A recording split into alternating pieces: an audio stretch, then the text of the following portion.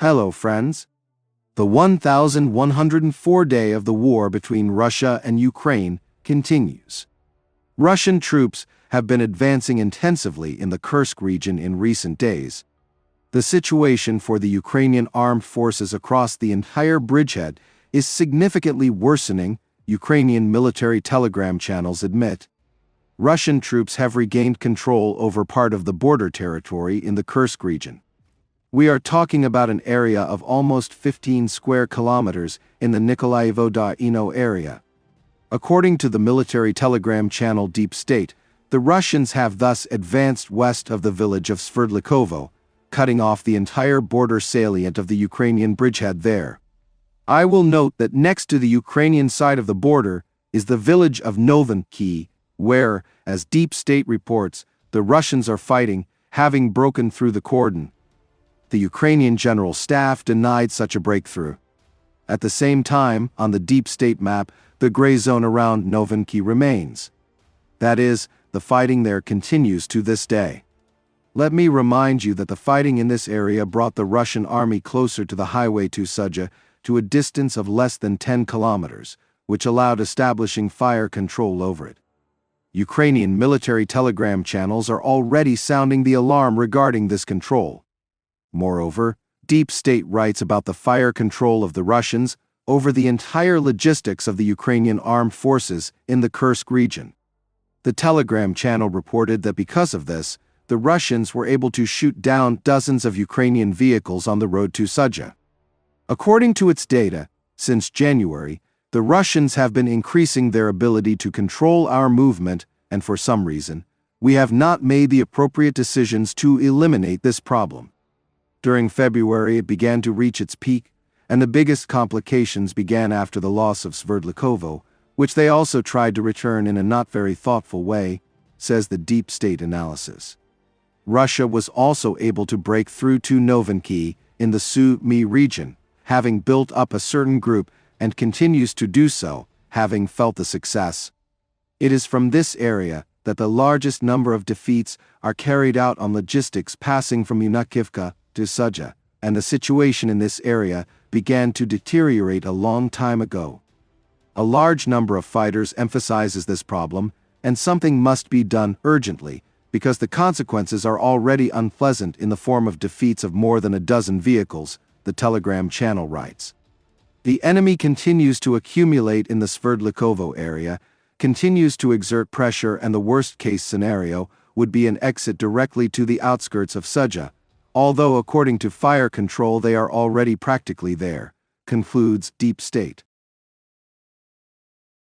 Also, the Ukrainian telegram channel, Reconnaissance Noam, which is led by a military man from one of the units, previously reported that the situation in the Kursk region is significantly complicated for the armed forces of Ukraine.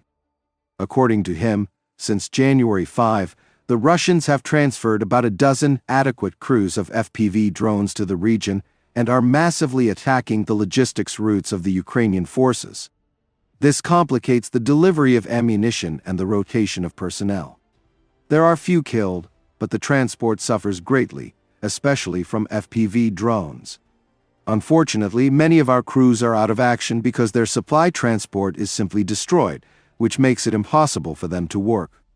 In addition, the infantry suffers, which is left with almost no support from the sky, the telegram channel reports.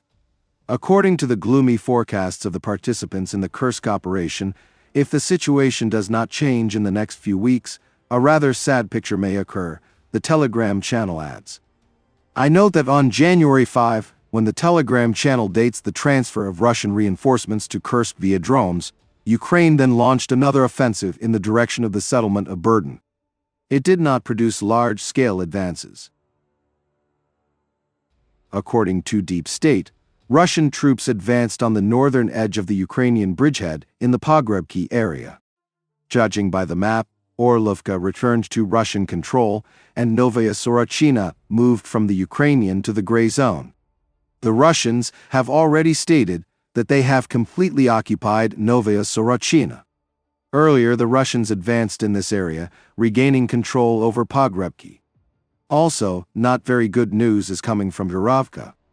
The Russians claim to have captured this settlement, but there is no confirmation of this from the Ukrainian side yet. In total, the Russians captured 192 square kilometers of territory in February.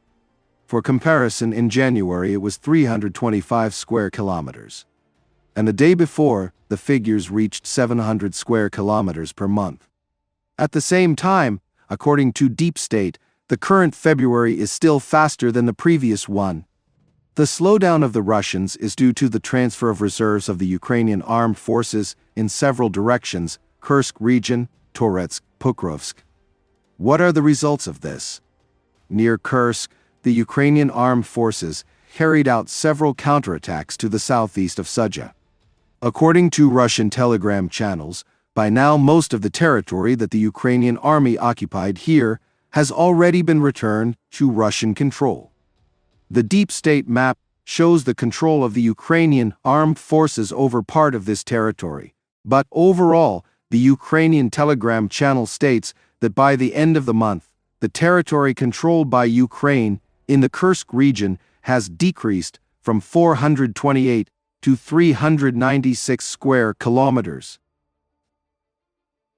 In Toretsk, the capture of which was announced by the Russians a month ago, counterattacks by the Ukrainian armed forces have been underway recently. The presence of Ukrainian troops is recorded in different areas of the city. Russian telegram channels claim that the presence of Ukrainian troops in the city is focal, and that they operate mainly in the gray zone, which is not under close control.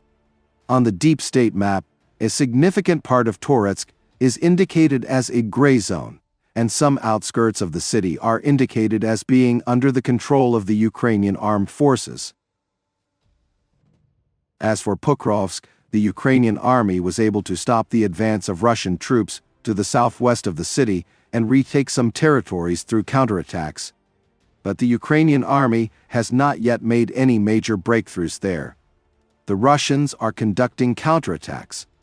Although the configuration of the front, in the form of a salient to the west of Pokrovsk, is potentially dangerous for the Russian army there, since the Ukrainian armed forces have the ability to strike from different sides at the communications of Russian troops. And a number of Russian telegram channels suggest that here Ukrainian troops will try to launch a major counterattack, noting that the Russian army is also transferring reserves here. At the same time, in other areas, for example near Velika Novosilka and in the Konstantinopol area, the transfer of reserves, although somewhat slowed down the advance of Russian troops, could not stop it completely. In general, further, everything will depend on the reserve mathematics of both sides. If one of the sides does not have enough reserves, but still attacks in order to show, for example, a tactical success for political purposes, then strategically it will find itself in a losing situation. Friends, I understand that the duration of events is becoming less relevant for you, but for me the situation is only getting worse. Those who have been with me for a long time know that preparing reports on this channel has become my main job, and I have no other job for obvious reasons. Lately, the channel has had few views, so I ask for your help. If you have the opportunity to support me with a cup of coffee, I will be very grateful. Thank you very much for understanding and see you in the next video.